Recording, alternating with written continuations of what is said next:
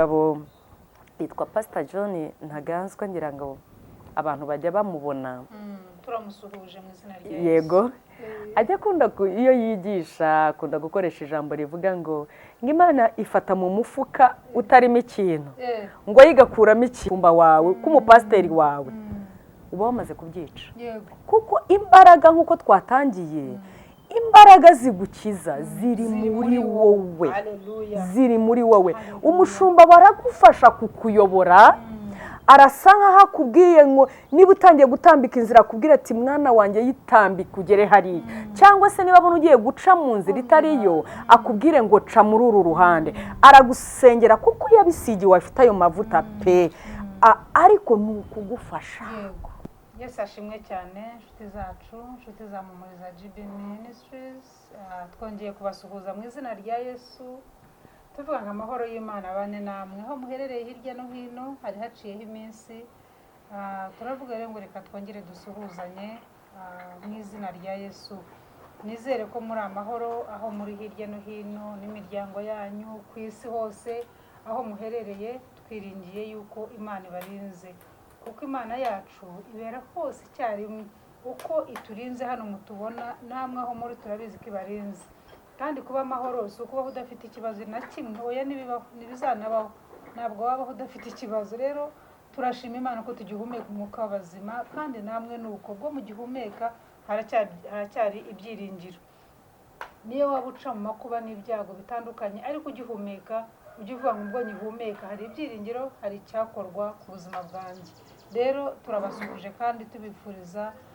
amahoro y'Imana tugiye kuganira nanone tugarutse muri studio zacu tuje kongera gutanga ihumure tuje kubwirana ngo komera humura imore mu byo urumucamo byose Imana irabizi erega nta na kimwe kikubaho kitigeze kibaho oya ntanzaduka ihari no kuva kera byari bihari Yobu byaciyemo se nimubizi byari bikomeye ariko uyu munsi turabwirana ngo humura ni ukuri humura niba ufite ikibazo runaka nje kukubwira ngo komera humura mbere yuko tujya muri byinshi rero mwatubonye turi kumwe n'umutumirwa wacu mu kanya araza kubibwira yongere abibwire ndabizi ko mumuzi munamukurikirana buri gihe ariko tugiye kongera tuganire nawe kwihumure kubera yuko mwaramukunze amagambo amuturukamo na amagambo ahumuriza na amagambo meza rero mureke tubanze dusenga Imana yacu kugira ngo tugendane neza data mwiza turagushimiye kubera urukundo rwawe rwiza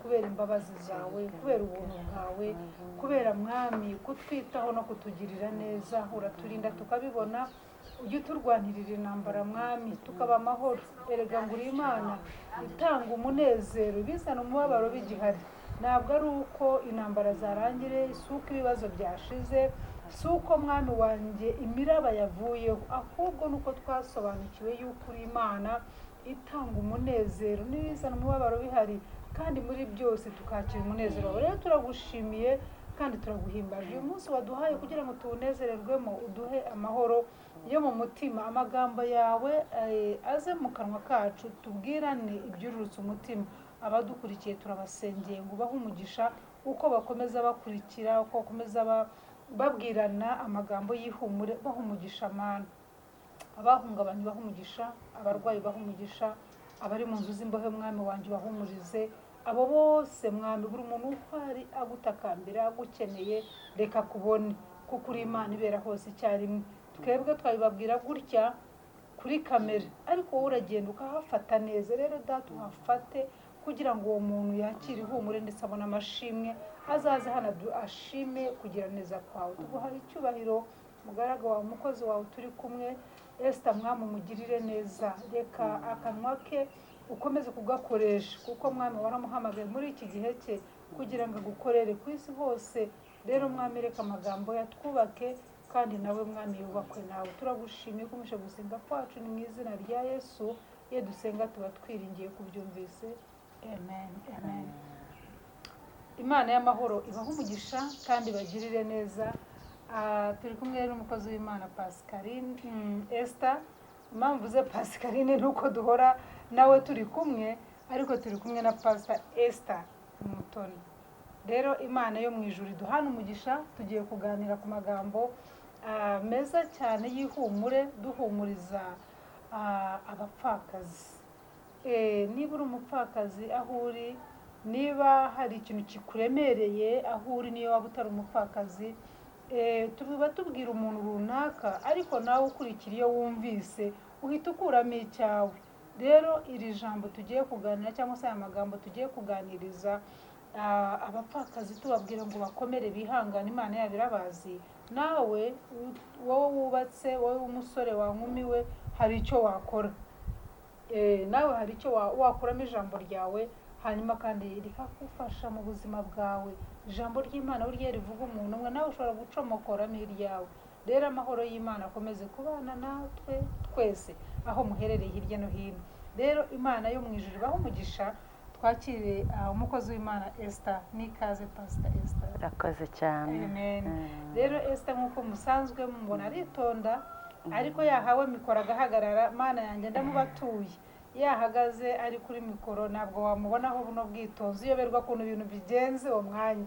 Rero Pastor Esther turagukunda, niyo mpamvu iteka iyo dutekereje gutanga ihumure, dutekereza ihumure rikubamo n'ibyo wanyuzemo, intambara waciyemo. Ubushize Esther twaraganiriye, yari arimo graduatinga, ngira ngo mwarabikurikiye, ariko abantu bavugaga amateka ye, bakavuga n'ukuntu yagiye afasha abantu, yahumurije abantu, kandi nawe ni ukuri adafite bya bindi uvuga uti uyu muntu ni umukire yaraminuje, oya, ariko muri bike yafite yafashije abantu barahamye. Mugenzi, ujye ushimira umuntu wagufashije akiriho, ntuzatege kubivuga bamuherekeje hariya haruguru y'usororo, oya, ujye umushimira akiri muri tu waramfashije, hanyuma anezezwe n'icyo. Nanagiye nazajya navuga ati hari abantu banshimiye. Rero Pastor Esther, abantu baragushimiye bavuga ukuntu wagiye ubafasha, bavuga ibintu wabakoreye, kandi nawe ntacyo ufite, ariko abantu benshi cyane pe twaratangaye bari bahari, ariko nanjye reka njye mbwire ngo Imana iguhe umugisha. Amen. Uwo mutima wo gufasha, akantu gatoya ufite ukavuga uti turagasangira. Ni ukuri hari ibyo abantu bavuga se ko bakagumana ibi bintu, koko n'ibintu umuntu yabitekereza afite umutima w'Imana se ntabwo bishoboka, ariko gatoya ufite sangira n'imfubyi, sangira n'umupfakazi, sangira n'uwo muntu ugukeneye, ako kantu gatoya akeneye, akantu karagenda kagakora umurimo muri we, hanyuma twese tuzabone ubwami bwa Data. Rero nikaze kandi murakoze. Komereza ahangaho. Murakoze.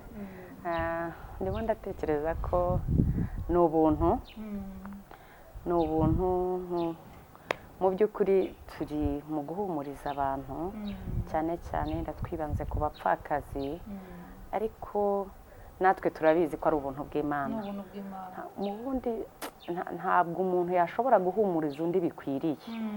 Umuntu ahumuriza undi ariko ari ubuntu bw'Imana bubaye muri we, kuko Kristo niwe uhumuriza abantu, niwe ugira ihumure rikwiriye. Yego.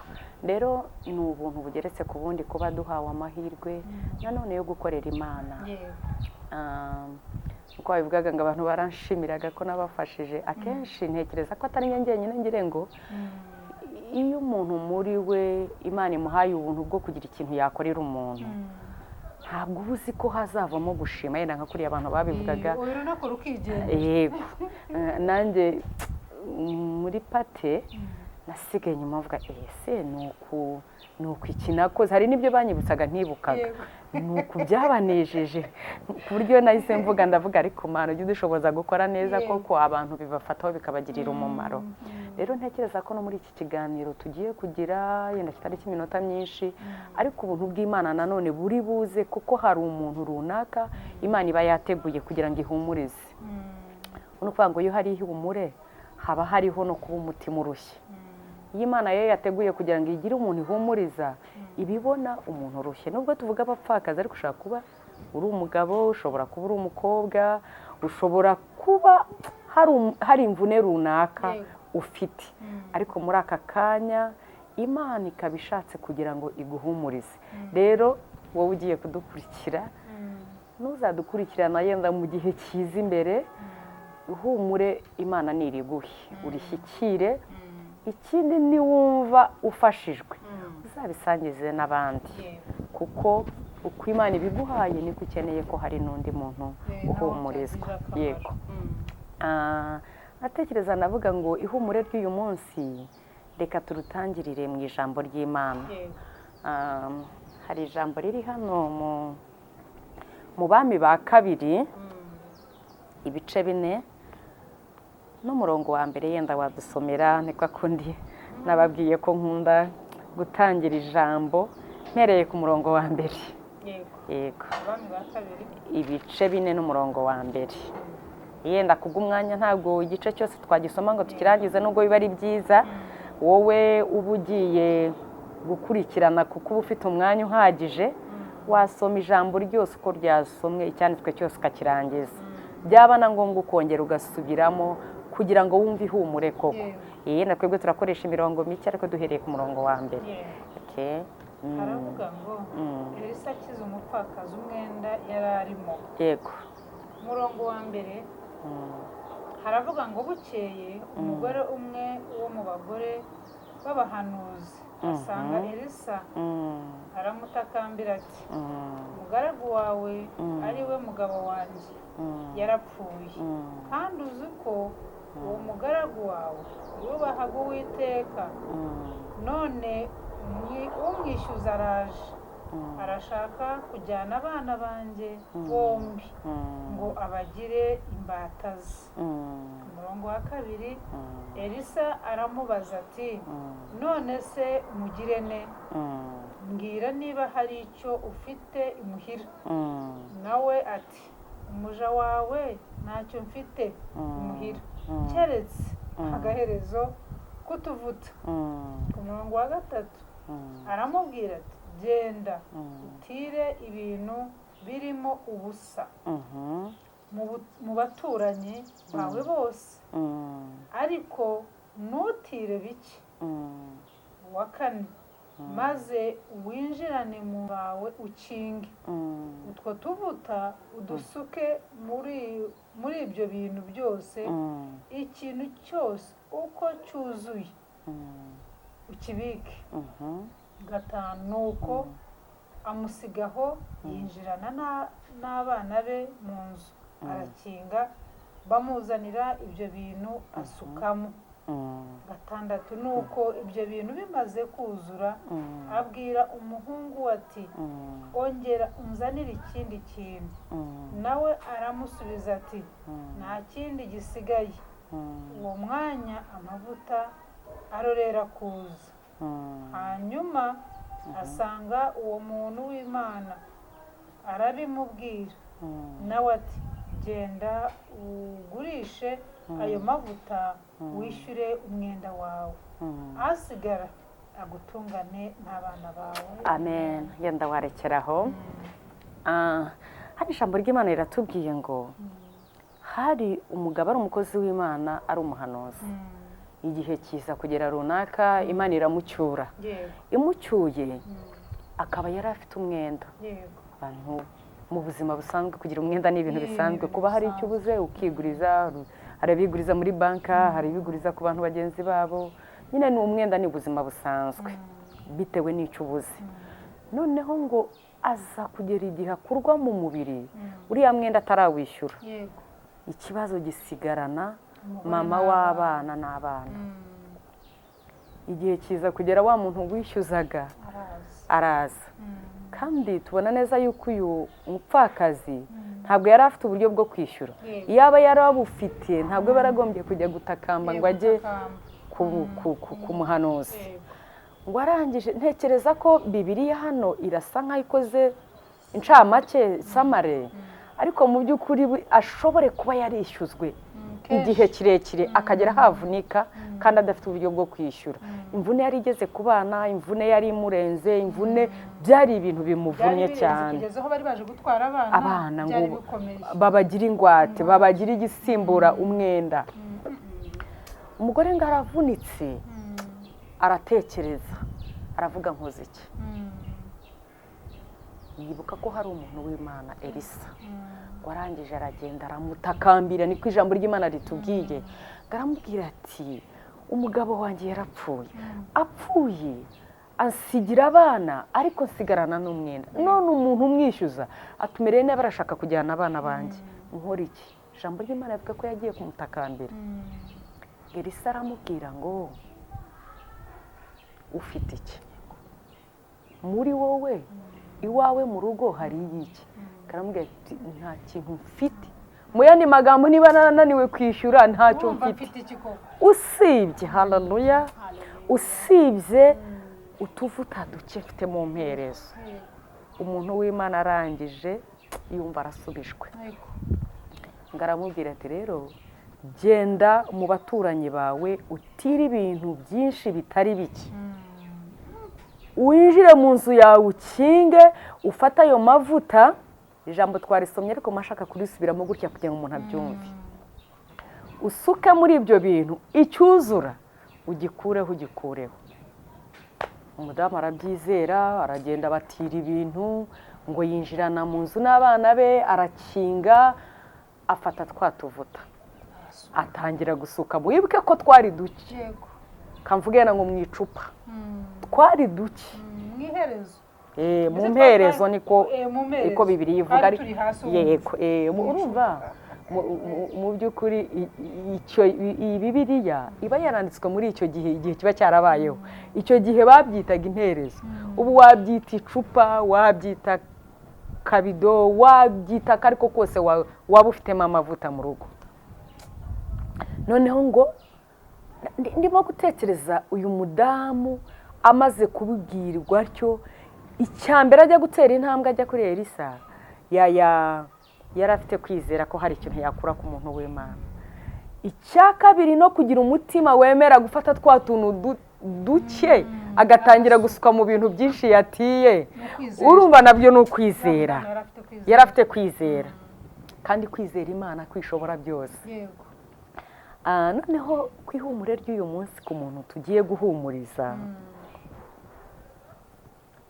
waba uri umupfakazi, waba utari n'umupfakazi, ariko hakaba hari ikintu ubuze kinakuvunnye. Umunsi turavugana n'abo bantu bavunitse, ntabwo turimo kuvugana n'abanyabisubizo, k'abanyabisubizo ahubwo yego, ariko ubu durahumuriza umuntu ubabaye wumva akeneye ubutabazi. Nagira ngo nkubwire ngo biragusaba ko hari icyo ugira. Ijambo ry'Imana mu Befeso 3:20 riravuga ngo ishobora gukora ibiruta ibyo dusaba n'ibyo dutekereza n'ibyo twizera, ngo ushingiye ku mbaraga zayo zikorera muri twe. Yego, tugarutse kuri rya jambo Elisa yabajije umupfakazi ngo ufite iki. Muntu ugiye guhumurizwa, ndagusaba ikintu cya mbere, gira kwizera. Aricyo ngereranya nka turiya tuvuta uriya mupfakazi yari afite. Gira kwizera kandi wizere, utizereye mu bantu, wizereye mu Mana. Ijambo ry'Imana rivuga ngo ni Imana ishobora byose, niko yibwiriye umugaragu wayo Mose.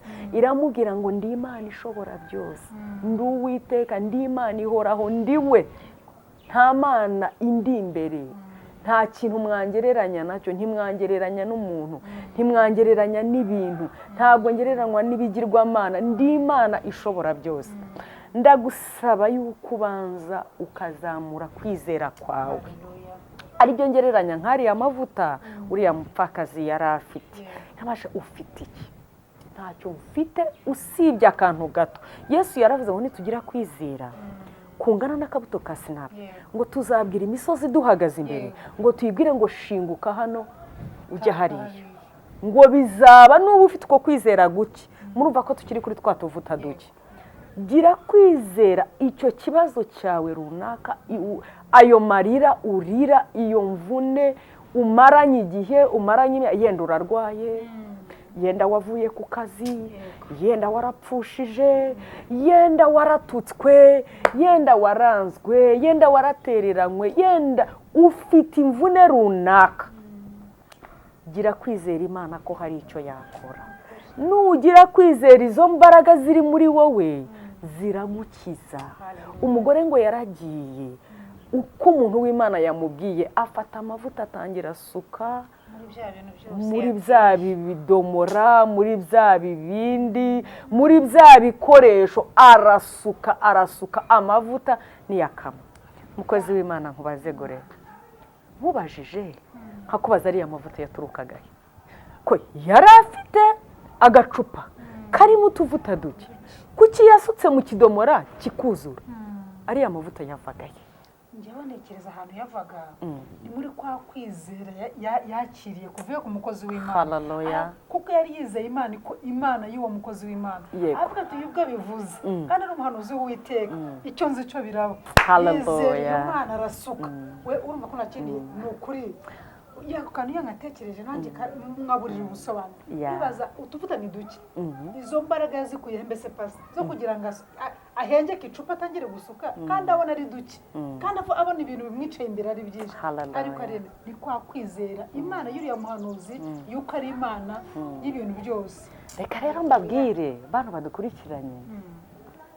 Muririmbyi yararirimbye aravuga ngo kwizera kurarema, ngo kwizera kurategeka, ngo guhanura ibihanamye, ngo gukora ibidashobokera abana b'abantu. Haleluya. Uko ni ukwizera. Kwizera ukizera Imana. Kubesha. Uba ruzi ko hari igihe rimwe na rimwe Imana ireka ibibazo bikatugeraho ishaka kugira ngo irebe ko tuyizera. Ishaka kugira ngo ikwereke Imana yacu ikunda icyubahiro. Ikunda icyubahiro biteye ubwoba. Ishaka kugira ngo nikora cya kintu utazashima amashuri yawe, utazashima ubwenge bwawe, utazashima imbaraga, ikakureka kikakugeraho kugira ngo kwizera kwawe nukuzana ukayizera igukurireho ya misozi. Mu by'ukuri kwizera kwa ari amavuta ahantu yaturukaga ni muri ya Mana ishobora byose. Ngira umugabo yitwa Pastor John Ntaganzwa, ngira ngo abantu bajya bamubona. Turamusuhuje mu izina rya Yesu. Yego. Ajya akunda iyo yigisha akunda gukoresha ijambo rivuga ngo Imana ifata mu mufuka utarimo ikintu ngo yigakuramo ikintu. Wowe ushobora gufatamo ntukuremo ikintu, ngo ariko yo iyo ari yifashemo ikuramo ikintu.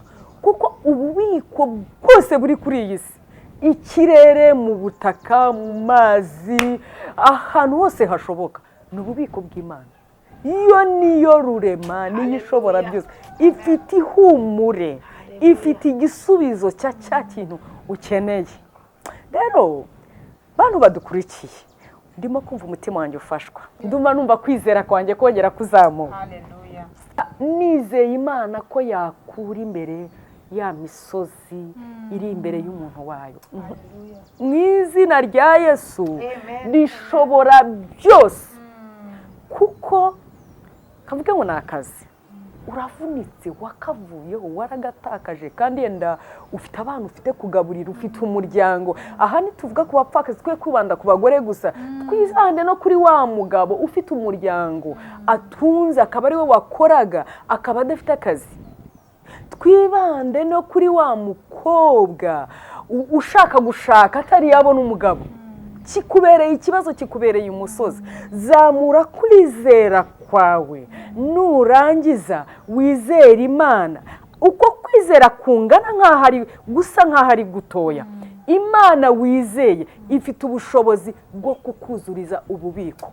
Nakubwira muntu udukurikiye ngo isoko y'amavuta iracyahari. Kuko ntabwo yari afite mu cyumba ahantu ngo aragenda yongeramo, nta handi yari yagiye yashobewe, ariko muri we habayemo kwizera. Atera intambwe aravuga ati reka njye ku mukozi w'Imana, njye kumutabaza.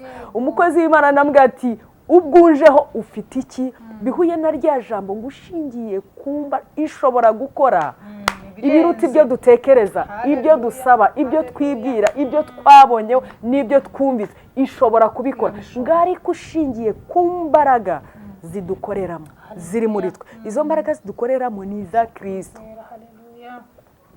Iyo turimo kuganira amagambo y'Imana gutya, kwa kundi ijambo ry'Imana ritubwira ngo umwigisha agabane n'umwigishwa, natwe turafashwa. Nk'ubundi yego turimo gufashwa rwose, kandi turafashwa n'Imana isumba byose. Rero zamura kwizera kwawe, kuko isoko iracyahari.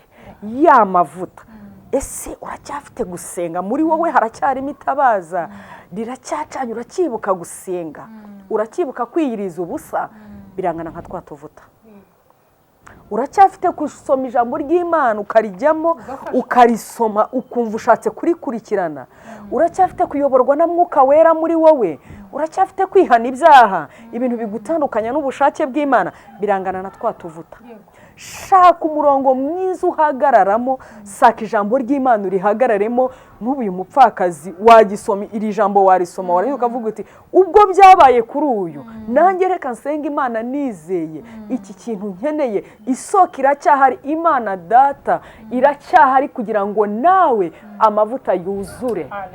Uriya mugore yahamagara kamvuge umudugudu akawubwira ati ibivomesho byanyu cyangwa ibidomora byanyu byose ni mubizane biba byarakomeze amavuta aba yarakomeje akaza ariko igihe bavuze ngo birarangiye n'amavuta arahagarara uko kwizera kwacu aho kwagarukiye ntabwo amavuta yakomeza kuza.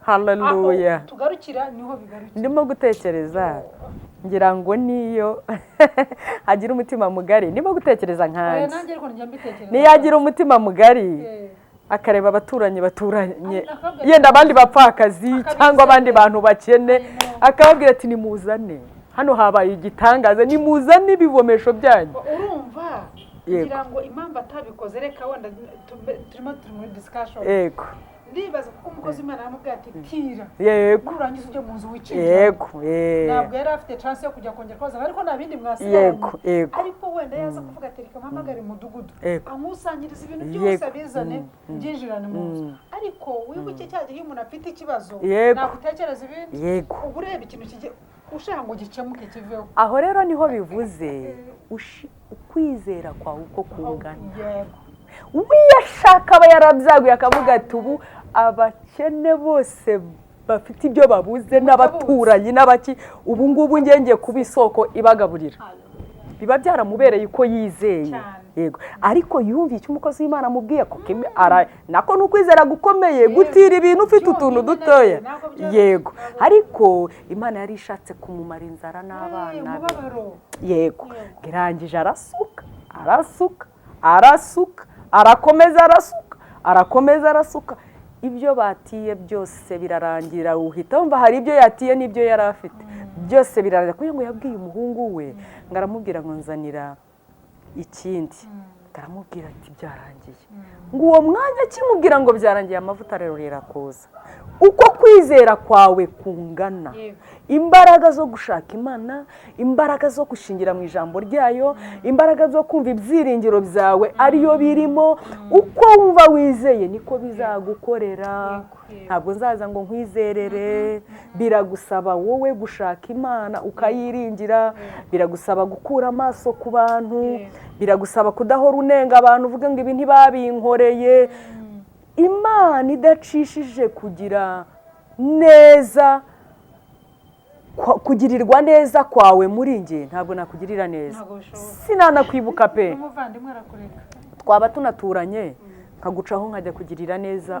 ku wundi musozi nkahoze umbwira ngo abantu barashimaga muri pate ngo nabagiriye neza ariko buriya ntabwo ari uguhera inzu ku nzu buriya nagiriye neza uwo ineza yari ikwiye kugeraho cyane rero biragusaba kuzamura kwizera ugakurura ineza y'Imana ku buzima bwawe kandi ukizera ijambo ry'Imana ukizera gukora kw'Imana ugakura amaso ku bantu Imana yacu iracyashoboye amavuta aracyahari kandi nongera nkubwire ngo aracyari muri wowe haleluya aracyari muri wowe rwose Imana iguhumugisha cyane pastor turimo tuganira wavuze ngo uburyo y'ugabura n'ugaburira mwese murasangira nongeye gufashwa no kumva ijambo ryo kwizera iyo bije mu kwizera mpinduka nk'umusazi mise nibuka ukuntu abakozi b'Imana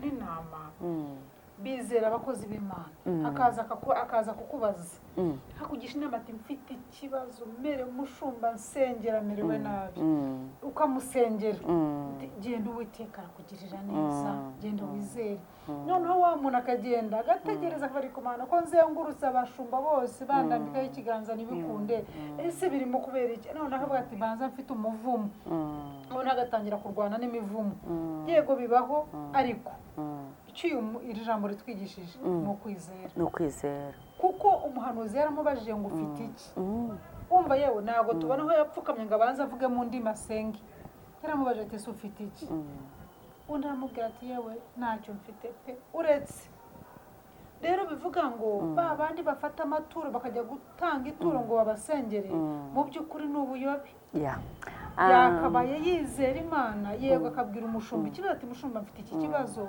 mfasha gusenga ariko noneho nawe umushumba nagusengera avuze ngo amen basi nawe gira uko kwizera yego umushumba ashaka kutabona mu mafaranga arakumara ubukene bwawe hari n'abajya bayatanga ariko ibyo ni by'ijambo ry'Imana ritubwira wafasha umukene wafasha umuntu ubabaye ariko kandi mwigishe kwizera iri jambo arikure mu gitabo arikure mu nyandiko arishyira mu mutima we aryizerere agenda akora ijambo ry'Imana ikibazo ngira ngo umushumba twigishwa ijambo ariko ntituryizere ntiturikure mu gitabo ngo turye ngumva urigendere turigira ubuzima kandi wumve yuko Imana yavuze no kugikora izagikora ariko turavuga ngo turizeye ariko nkizera ko pastor bungirire neza ntabwo ijambo nizeye ariko nizeye ko ngo leta ari bumfashe ntabwo ari ku ijambo ry'Imana ritubwira yenda abantu badukurikiye ntacyo dupfa n'amaturo gutura ni ijambo ry'Imana ribivuga abantu bagombye gutura koko ariko sinemeranya n'umuntu ushobora kunanirwa kwizera Imana akajya kwizera umuntu mu by'ukuri turi hano turi abashumba n'ubundi turimo guhumuriza abantu ntabwo ari bibi kuba najya ku mushumba wanjye ngo mubwire ikibazo mubwire nk'usengera ntabwo ari bibi pe ariko nanone kunanirwa kwizera ukumva ko ugiye kubeshwaho no gusenga kwa mushumba wawe k'umupasiteri wawe uba wamaze kubyica kuko imbaraga nk'uko twatangiye imbaraga zigukiza ziri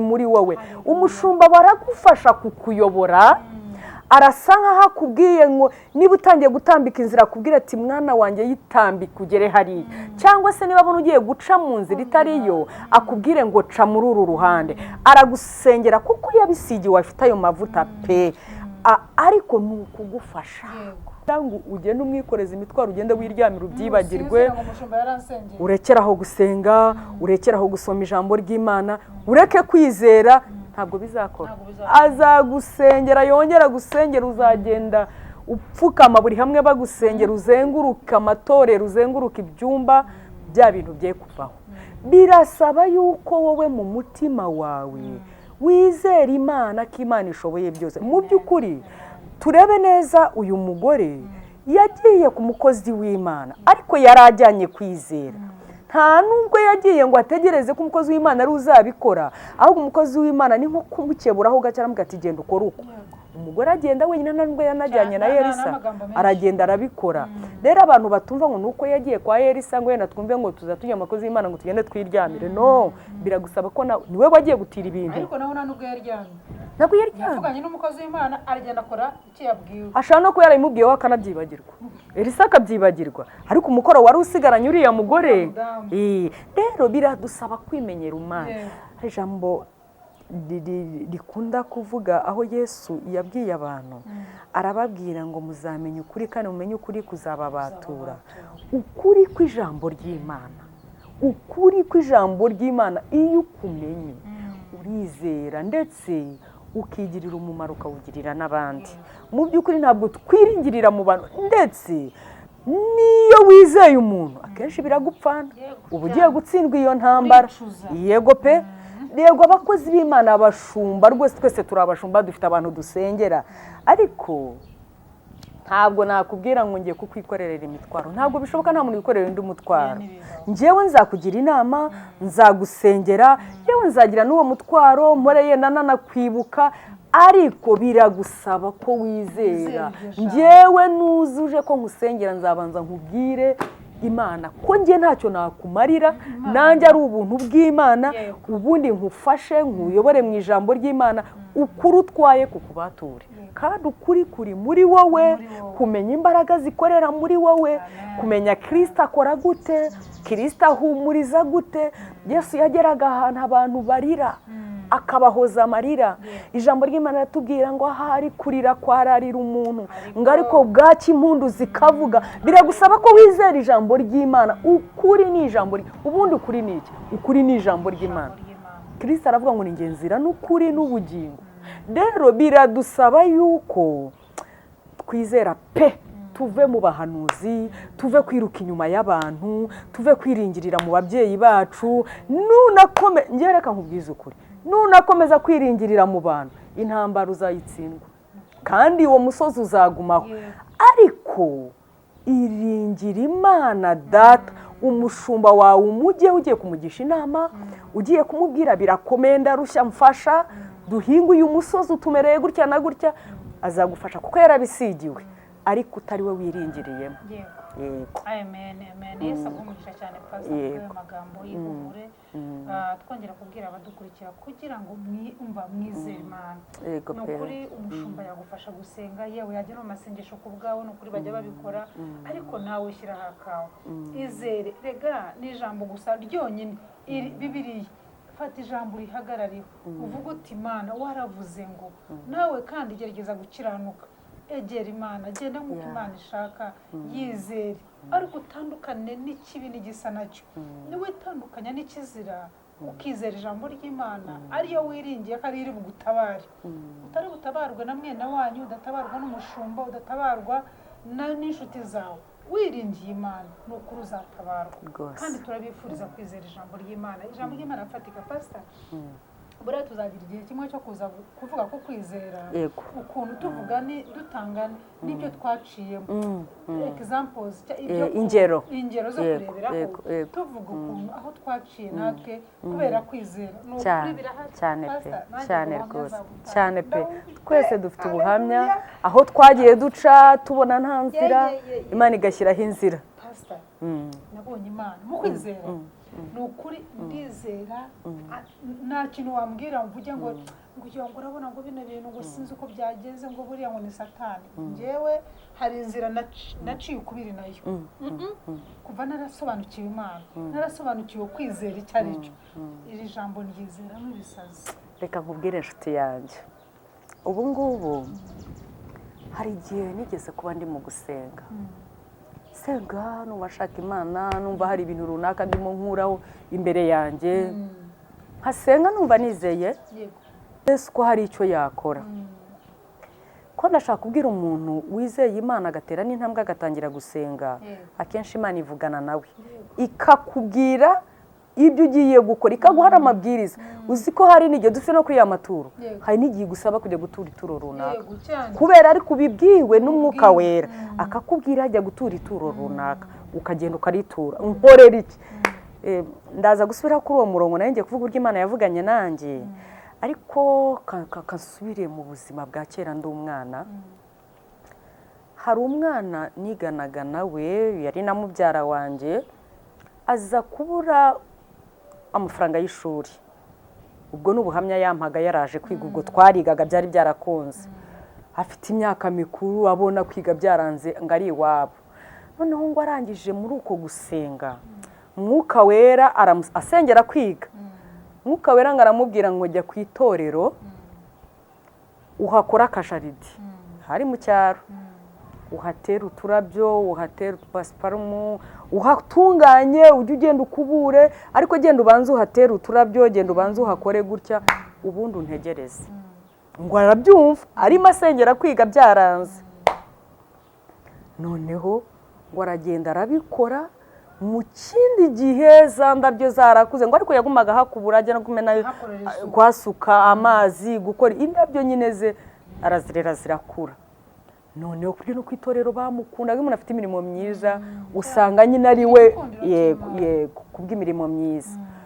Igihe kigeze indabyo ngo hamaze gusa neza ku rusengero, haza umuntu aramurihira amujyana mu ishuri ngo yamaga ubuhamya ati ubu ngewe ubona ndi hano mu ishuri nazanywe kwiga n'indabyo natewe ku rusengero. Rero iyo wizeye Imana ugatavuga gufata umurongo wo gusenga akenshi Mwuka Wera araza akakubwira icyo gukora ukemera gutega amatwi. Nanjye ndenda kuvuga imbaraga ziri muri twe kandi ziri mu izina rya Yesu. Yenda gace nko mu buhamya nanjye nari mfite ibintu ndimo ndwana nabyo nsaba Imana. Rimwe mwiyerekwa ngiye kubona mbona ngo hari abantu runaka banteruye bashaka kunaga mu muriro, ngo ariko nkabona nta bwoba mfite, kandi umuriro waka hariya imbere nkabona nta bwoba mfite. Noneho numva ijwi rimbwira ngo mwebwe mugiye kumunaga mu muriro, ni mwebwe mugiye gushya. Noneho ngo ngiye kubona mbona nambaye icyuma ngo ariko ari izina rya Yesu. Abantu bazi kuvugana n'Imana mu buryo bw'inzozi barabyumva, abadukurikira baraba babyumva, cyangwa nawe n'Imana nutangira gufata urugendo rwo gusenga igatangira kuvugana nawe uzumva icyo ndimo mvuga.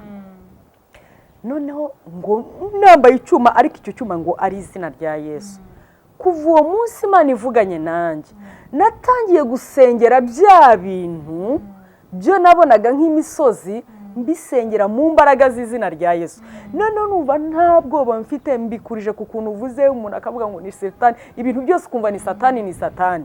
Nahise numva hagati yanjye n'ibindwanya n'ibyo mpanganye nabyo n'imisozi iri imbere hari izina rya Yesu rinkingi. Kuva icyo gihe natangiye gusengera ikintu cyose nshaka mu izina rya Yesu. Iri zina ry'uyu mugabo harimo imbaraga. Kwizera rero turyizereramo. Niba tubwira umusozi utiriwe imbere twabwira ati vave, turawubwira mu izina rya Yesu. Niba hari icyo dusaba turagisaba mu izina rya Yesu. Wari uzi ko nta n'irindi zina twahawe kugira ngo dusobore gusaba Imana Data ikintu runaka? Nta uca mu izina rya Yesu.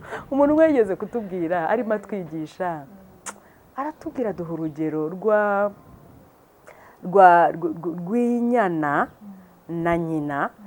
Hatubwira ati ushatse gukama inka gusa ntibikunda, ariko biragusaba kuzana inyana ikajya ku mabere ya nyina igatangira konka. Yego, ngo iyo ikarekura kuko irarekurira umwana wayo, ngo icyo gihe warangiza nawe umukamyi bakagufatira inyana ugakama kuko inka yarese. Bavuga ngo iyo ugiye ku Mana udaciye mu izina rya Yesu ntabwo amata ushobora kuyabona. Ikintu bigusaba ni ugucamo umwana wayo kugira ngo Imana ikunde gukamwa. Ariko pastor, wari uzi yuko igiye gukama n'inka utayibanje kuyitetesha gutyo, wari uzi ko gukubita umugeni? Rero tumenye ubwenge, tumenye n'inzira duca kugira ngo twegere Data. Rero turabashimiye inshuti zacu, inshuti za Mumuriza, mudukurikire uko bukeye ko bwije. Imana y'amahoro ibaho umugisha. Turabifuriza kwizera ijambo ry'Imana, niyo ntwaro yacu, niyo ntwaro yawe, niyo yakuneshereza. Uzajye ku bashumba bawe, uzajye ku nshuti zawe, musengane rwose, mujye mukora amatsinda yo gusengerana, ariko mwirinde cyane cyane babandi babwira ngo zana ituro ngusengere, uzanzanira amafaranga ya naya, kandi hariho n'abashyiraho igiciro ngo utamaye miliyoni sinagusengera, bifatiye abantu yuko batazi gusenga. Niba utazi gusenga ibyawe bizaribwa n'abo bantu. Hano hanze hari abesikoro benshi, hano hanze hari abantu biyitirira Imana kandi akanagusengera, ni cya kibazo ntikiveho. Rero nimwige kwisengera, ayo mafaranga yahinduramo umurimo w'Imana, ko kugira ngo yashyire wa mushumba agusengere kandi ibibazo bitari buveho. Wowe yashaka imfubyi ufashe, shaka umupfakazi umufashe, hanyuma urebe Imana ko itakugirira neza. Reba igikorwa cy'ubumana ukora, hanyuma wowe wizere utegereze nk'uko uwo mwana yategereje. Imana igacishamo umuntu mwitora akaza akamurihira ishuri. Nawe hari icyo wakora, biba imbuto yawe hahandi hatabora. Imana y'amahoro ibaho umugisha. Mushumba tugeze ku musozo kugira ngo usengere imitima y'ababera, basengere. Ese ni gute mbese umuntu yakwizera? Ese yizere yicara ategereze cyangwa agire n'ikintu akora? Wa mubyeyi yaragiye afata utuvuta tukakora nk'uko umushumba umuhanuzi yamubwiye. Ese aba bantu bo twabasengera ngo iki kugira ngo nabo bagire ko kwizera mu mitima yabo? reka dusenge kuko twizera imana. Imana izamure kwizera k'uyu muntu wese uzadukurikirana. Data, mu izina rya Yesu Kristo, nyemerera tugushime kubw'uyu mwanya mwiza uduhaye wo kugira ngo tuganire n'abantu bawe ijambo ryawe ryo kubahumuriza. Utahumurije nta wahumuriza, utavuze ntawe ukwiye kuvuga. Turagusabye rero muri uyu mwanya kugira ngo iri jambo ryawe uriherekeze rigira umumaro kuri aba bantu bagiye kurikurikira. Natwe nituba turisubiramo nitugirire umumaro. Zamura kwizera k'umuntu uzarikurikirana kugira ngo akwizere, yizere imbaraga zawe, yizere imbaraga ziri mu izina ry'umwana wawe Yesu wadupfiriye, watubereye igitambo gihagije, wa wundi uruhura abarushye, abananiwe, abari mu mibabaro, abari mu gahinda, abafite intimba, abaremerewe.